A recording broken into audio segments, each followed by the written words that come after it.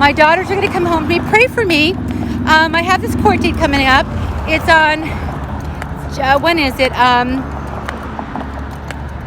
January 14th, but it's going to be like a Zoom, I believe.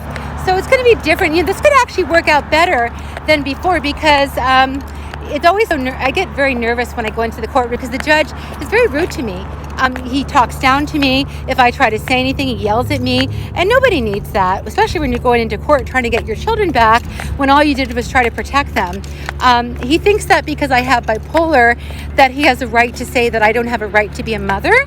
But as I said, that goes against the ADA, the Americans with Disabilities Act, that protects me. But so far, none of my attorneys are willing to use that. I keep saying, listen, all you have to do is cite the ADA. It's a law. It's a real law. As an attorney, you get to cite laws. Cite the ADA and say, listen, you cannot keep Jennifer's children away from her because she has a mental health condition. She has not abused, neglected, or abandoned them. You need to give her children back. And they're like afraid. Thank you. My ears ring. You know when that happens? Does that ever happen? I think that God speaks to us all in special different ways. Now, maybe you're thinking, oh, my ears ring, and I don't think I have an ear infection. God's not talking to me. My ears just ring like bells in my ears. And that's what I'm going to have to do. I'm going to be given it's like a public defender, but it's a court-appointed attorney. And I don't know who it is until the day that I go to court. Oh, my gosh. Yeah, it's going to be weird because it's Zoom. So I'm going to see if I can try to contact this attorney before the hearing, which is really coming up soon. But what I'm going to do is write out, I'll copy the law, I'll print it. And when it's my time to talk and my time to testify, and I think I've even read it to the judge before and he just didn't care, but I'm going to, cite it again. I'm going to say, Your Honor, please, you are a man of the law. You are a judge. I need you to listen to these words. It almost seems like people are not following the law anymore. It just seems like people break the law and they don't even act like it's America. And I'm proud to be an American. Listen, I think everybody has a right to be here. If you want to be in America, but you got to follow the law. You got to follow the law. You've got to be proud to be an American and all of that. So I'm just going to say, Your Honor, listen, if you read this law, you're going to see that I'm entitled to my children because, like I've been saying for 5 years now, in order for the child services to take your children away, they cannot just take them away because you have a mental health condition. You have to abuse, neglect, or abandon your children. And I haven't done any of those things. You know what happened? We were living with my folks. I was going through my divorce. They had already been taken away from me illegally 2.5 years earlier, and I had just gotten them back in February of a penny. It's a penny from heaven. Look at this. Okay, a penny from heaven. It's my brother George from heaven telling me that he's with me. So basically what happened is that we were living with my parents, and it was just a nightmare. I don't want to put them down or blame them, but for some reason, there was always fighting in my home growing up, and I was always the brunt of it. I was always getting in trouble, and I wasn't always sneaking out of windows, like I said. I was a good kid. I came into my family as a peacemaker, believe it or not. I came into a family where there was mafioso. Okay, not like in the immediate family, but an extended family, like this Italian family in New York. And it was like, there was a lot of fighting, a lot of tension, a lot of agitation. And I just came like my daughters, this joyful child, singing songs about Jesus that I was writing, and God loves you, and we're a family.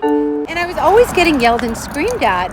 And so when my daughters came home to me, right before Valentine's Day in 2015, at first we were so happy to be together, but it got real bad. There was just, my parents were constantly yelling and screaming at me.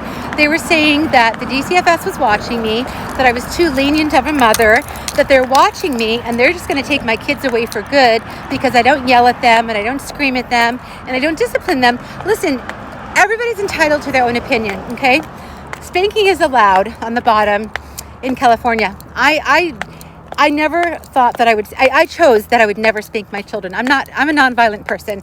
I didn't ever even have to think about it. I just knew I never would, nor yell and scream at them. But they were yelling and screaming at me. I was 43 years old, and they're yelling and screaming at me on a daily basis. And then my daughters were, acting out. And so we left one day. I told the DCFS social worker, I said, I can't take it anymore. This fighting is just out of hand. And she gave me a list of domestic violence shelters. And we went to a domestic violence shelter in LA. On the way there, my daughters were singing, "We're free, we're free." They were jumping on the bunk beds when we got there. But then my mom kept calling and saying, "You're ruining their lives. You're going to ruin their lives." And so I am so nice and I'm so forgiving. And she says, "Well, stop yelling. We're sorry." And I came back and things just got worse and worse. And so finally, what happened is that it all came to a head in January, where my mom hit my daughter, and she says she didn't, but the DCFS came, talked to my mom and my daughters, and when she left, all hell broke loose. My mother was screaming at the top of her lungs, "It's over, it's over." It's like, what do you mean it's over? That sounds like the end of the world. So my daughters got very scared. My dad became very psychotic. It was not a good situation. It was a very unhealthy situation, toxic, and we had had enough. And I called my therapist. I said, "What do I do?" I said, my daughters are scared, and I'm scared. He says, "If you're that scared, you need to call the police and ask them to take you to a safe place." And that was all that I did. This is how I lost custody. Very calmly called, and I had to call several times because they had been out there pretty much for the same reason in 2012, and that's why I lost my children in 2012, and I should have learned my lesson. Because in 2012, they tried to blame it on my mental health condition and say that I was having a manic episode. Anyway,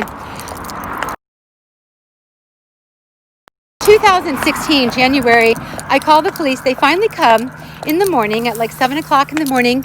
I had to call my daughter's school to let them know, listen, I'm not leaving to take my daughter to school. Somebody is sitting right outside my door. He will not let us leave. We've been up all night. It's really a bad situation. Can you call the police for me because they're not coming? So she called. They came immediately. And when they got there, my parents told them, our daughter's bipolar. She's off her medication, which was not true. I was taking my medication. They said she's delusional. She needs to be hospitalized right away. And so they hospitalized me.